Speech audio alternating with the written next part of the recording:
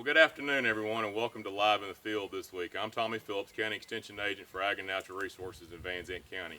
Today's topic we're going to talk about is fence line brush control, and we've got some examples out here we kind of want to visit with you about today.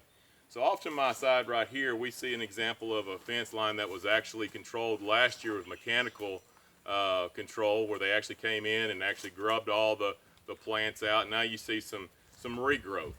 So we're going to kind of talk about, we can get that out mechanically, but then we probably need to do some follow-up in the next season, because you see some stuff that's starting to come back in. You see some greenbrier, you see some American beautyberry, and you see some berry vines starting to come in.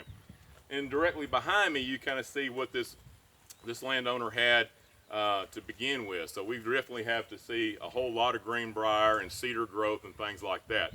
So that's what we're going to kind of talk about today, talking about mechanical, going in here, getting it out with chainsaws and hose and things like that, and getting that out, and then doing some prep work for that next season to make sure we've got really good control. Because again, if you go in and do all that hard work and really don't do a good chemical control, you're going to be in the same predicament in the next 2 or 3 years that you began with.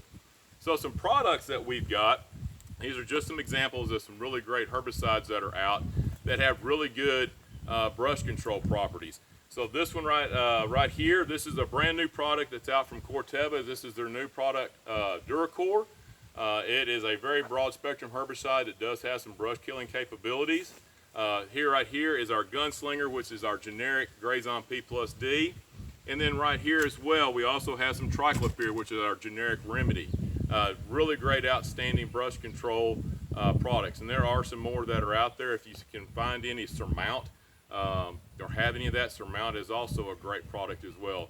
Velpar is another one, but you have to be careful with Velpar, especially in the settings that we've got right now. Velpar drifts very easily, and oaks are very susceptible to drift with Velpar. So Rains Wood in Van Zandt County did a 3-year trial on fence line brush control back about 4 or 5 years ago, and we did this doing about 7 or 8 different products. And if you're interested in that, you can contact me or Stephen Goen over in Rains County. We'll be glad to share that information with you about what we actually found out. But we had some really good results with that. If you've got some really big brushy type trees that you need to take care of, one of the best things that we found that you could go in and mark the bark a little bit with an axe or a hatchet, and then actually apply a 25% Remedy, 75% diesel basal spray, and it takes it up a really good rate like that, and it does a really good job. Also does really good on cleaning up some stuff. The problem with some tender vegetation we've got with using that product, you get such a quick burn, it may not translocate down to the roots effectively when you're using that. So again, some really great products that we've got.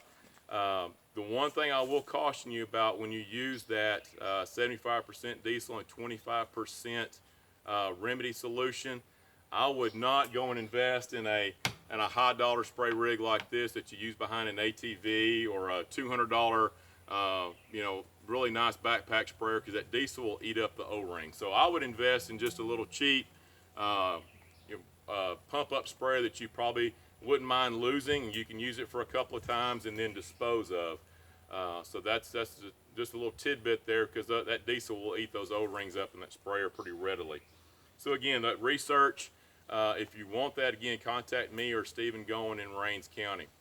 Again, fence line brush control is something that we need to kind of be aware of and really kind of take control of. Again, this landowner here really had a bad problem last year. It was pulling fences down. So that's something you may want to make a conscious effort about if you really want to take a really good control on your fence line brush control. So if you've got any questions, I'd be glad to answer any of those. You can reach me directly on the feedback today, or you can give me a call at our office at 903-567-4149. Again, I'm Tommy Phillips, County Extension Agent for Ag and Natural Resources in Van Zandt County.